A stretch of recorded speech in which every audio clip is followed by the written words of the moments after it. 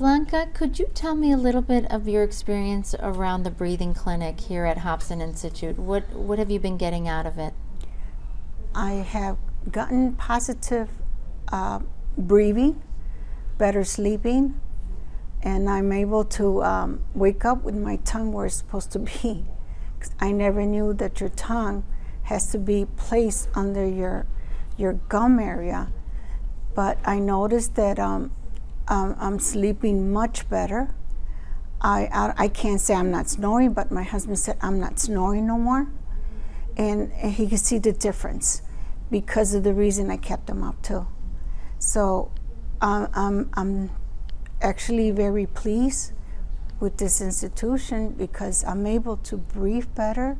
I learned to breathe better, and I'm able to say that in 1 week I haven't had a migraine headache or a headache, which was killing me for the longest.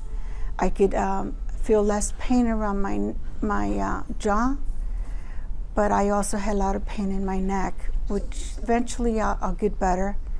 And I'm doing my exercises, breathing exercises every day, and I count and I write down every time that I'm doing something to help myself.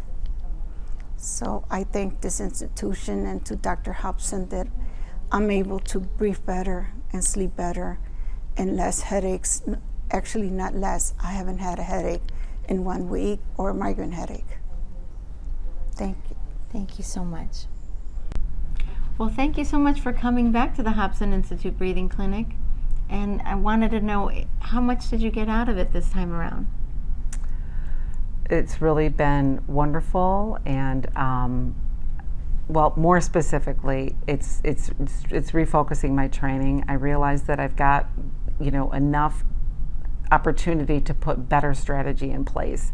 So I'm just trying to figure out, out of all of the 3 or 5 or 10 different powerful suggestions you made, if I could just come a point of reference of really narrowing it down to 3 that I could really practice, and the ownership is on me to come back because you offer these clinics, and I'm reminded to make it a priority.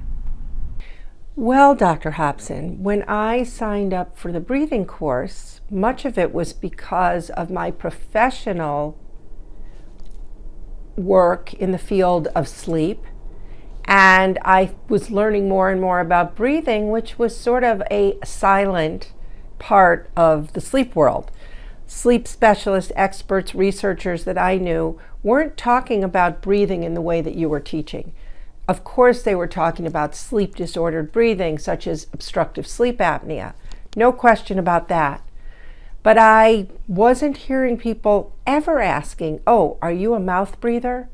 I mean, people wear CPAPs for obstructive sleep apnea, and nobody ever asks how they're breathing during the day, or even while they're wearing their CPAP. So I wanted to come to your course to learn more about the science and the actions associated with breathing. Little did I know, and I didn't have a particular problem. I wasn't a mouth breather, I was a nasal breather. But I learned that I needed to improve my breathing.